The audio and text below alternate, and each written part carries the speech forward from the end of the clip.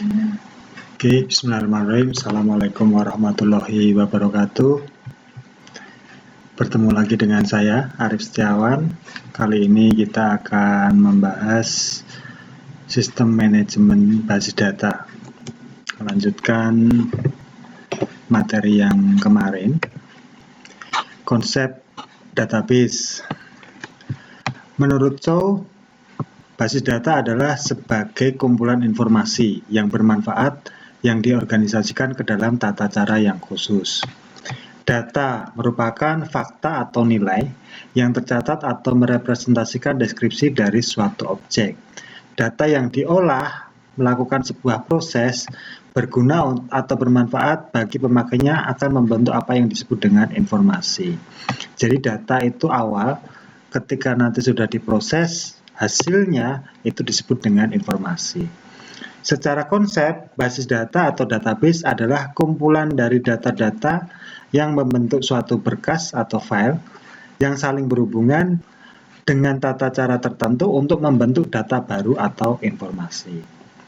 Atau database merupakan kumpulan dari data yang saling berhubungan, berelasi antara satu dengan lainnya yang diorganisasikan berdasarkan skema atau struktur tertentu. Next, hierarki DBMS. Di sini bermula dari field, record. Jadi kalau kita belajar satuan terkecil dari data, itu bit ya, 0101. Kumpulan dari bit disebut dengan byte. Huruf A, B, C, D, angka 1, 2, 3 itu byte. Sekumpulan dari byte itu disebut dengan field ya. Jadi name, nama, alamat itu field. Secara kolom, secara baris disebut dengan record. Jadi misal ada data mahasiswa, NIM, nama, alamat. Record pertama, NIM 001, nama Arif Setiawan, alamat Desa Darussalam misal. Record kedua, NIM 002, nama Agus, alamat Purwosari misal. Ya. Sekumpulan field dan record membentuk tabel di sini. Ya, ada tabel mahasiswa, ada tabel mata kuliah, ada tabel nilai, ada tabel KRS, ada tabel KHS. Sekumpulan tabel terkumpul dalam satu database. Di sini ada database mahasiswa, kalau di kampus ya, terus ada database dosen, ada database staff misal. Nah, inilah yang disebut dengan konsep DBMS atau Database Management System. Terpadu, integrate, berkas-berkas data yang ada pada basis data saling terkait atau terjadi dependensi data. Berbagi data atau share, data yang sama dapat dipakai oleh sejumlah pengguna dalam waktu yang bersamaan. Sering dinamakan dengan sistem multi-user. Jadi database itu ada single user, ada multi-user. Kalau yang multi-user itu database-nya bisa digunakan secara bersama-sama. Seperti kalau Anda mengisi KRS, ya itu kan setiap mahasiswa punya login. Mahasiswa mengakses dari rumah masing-masing. Nah, data yang ada di situ, data mata kuliah, itu diakses oleh banyak mahasiswa. Ya, mahasiswa memilih mata kuliah, data mata kuliah diakses oleh banyak mahasiswa. Nah, di situ disebut dengan sistem database multi-user. Next. Nah, ini representasi data dalam bentuk tabel. Kita samakan persepsi dulu.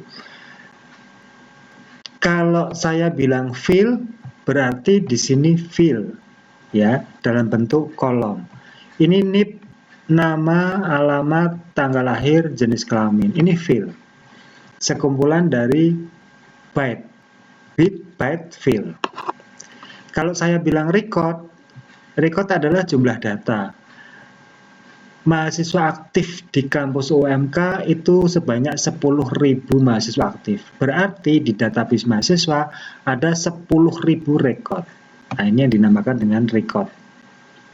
Record pertama, NIP 12345, nama Siti Nurhaliza, alamat Jakarta, tanggal lahir 14 Oktober 1980, jenis kelamin perempuan. Ya.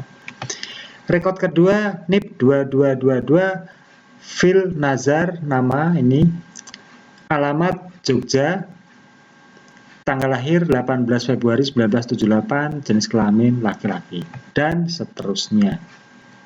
Di sini tertuliskan record N karena ini mensimbolkan jumlah data. Besar kecilnya database, besar kecilnya tabel bisa dilihat dari jumlah datanya ini. Datanya berapa record? Datanya 100 record. Datanya berapa record? Datanya 1000 record.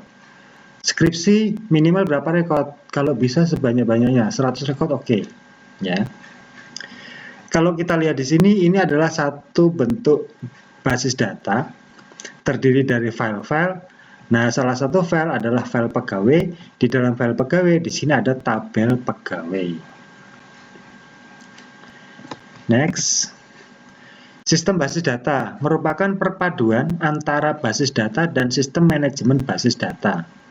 Jadi, sistem basis data itu perpaduan antara basis data dan sistem manajemen basis data atau SMBD.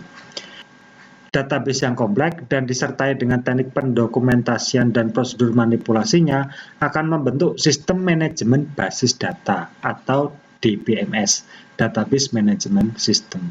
Singkatnya, DBMS adalah database dan program untuk mengaksesnya. Nah, kita lihat di sini ada DBMS, di sini ada pengguna atau user, di sini pengguna user, di sini ada hardware, di sini ada data, di sini ada software, di sini ada program aplikasi, di sini ada program aplikasi. Kita lihat hardware sebagai pendukung operasi pengolahan data seperti CPU, memori, dan sebagainya. Software bisa software operating system. Nah, di sini ada dua program aplikasi, ada perangkat lunak ya. Software sistem operasi bisa Windows 9X, Windows 2000, XP, Linux, Unix, dan lain-lain. Software pengolah basis data ya, Microsoft Access, SQL Server, Oracle. Software aplikasi, ya di sini program aplikasi, Visual Basic, DLP, VisualFox Pro. Kalau sekarang Java masuk ya. Basis data, semua data yang diperlukan dipelihara dikelola oleh sistem basis data. Pemakai atau user, ya itu kita sebagai brandware. Jadi di sini ada brandware, ada hardware, ada software. Semuanya merupakan komponen dari database management system. Peran basis data. Basis data penting dalam pengolahan data menggunakan komputer karena beberapa alasan, yaitu sebagai komponen utama atau penting dalam sistem informasi, karena merupakan dasar dalam menyediakan informasi. Menentukan kualitas informasi, yaitu cepat, akurat, dan relevan, sehingga informasi yang disajikan itu tidak basi. Informasi dapat dikatakan bernilai bila manfaatnya lebih efektif dibandingkan dengan biaya mendapatkannya. Jadi, database ini sangat berperan dalam pengolahan sistem informasi. Sistem informasi diolah menggunakan data, ya, data mentah diproses menggunakan komputer sehingga membentuk satu sistem informasi yang cepat, akurat, dan relevan. Penyusunan suatu database digunakan untuk mengatasi masalah-masalah pada penyusunan data, yaitu mengatasi kerangkapan data atau redundansi data. Jadi kalau menggunakan kertas kerja, kita bisa saja mengalami redundansi data atau data rangkap. Nah, dengan database ini, ya, masalah data rangkap bisa teratasi. Kenapa? Karena di database itu ada satu proses normalisasi data. Normalisasi data ini mengatasi data-data kembar, sehingga kita tidak menyimpan data yang sama di beberapa tabel. Penyimpanan data yang sama pada beberapa tempat selain bisa menyulitkan pemakai tentang aktualisasi data, juga memboroskan tempat penyimpanan. Maka basis data akan mendeteksi dan menghindari jika terjadi kerangkapan data. Oke, sekian dulu kuliah dari saya mengenai konsep DBMS, Database Management System. Semoga bermanfaat, semoga ada diskusi. Jika ada pertanyaan, silahkan Anda komen di bawah. Untuk absensi online, silahkan Anda komen di bawah. Tetap jaga kesehatan, tetap jaga jarak, jangan lupa cuci tangan. Jangan keluar rumah, belajar di rumah aja. Kalau Anda terpaksa keluar rumah, jangan lupa pakai masker. Semoga kita semua terhindar dari virus corona. Sekian kuliah dari saya, terima kasih. Kuliah saya tutup. Billahi taufik walhidayah.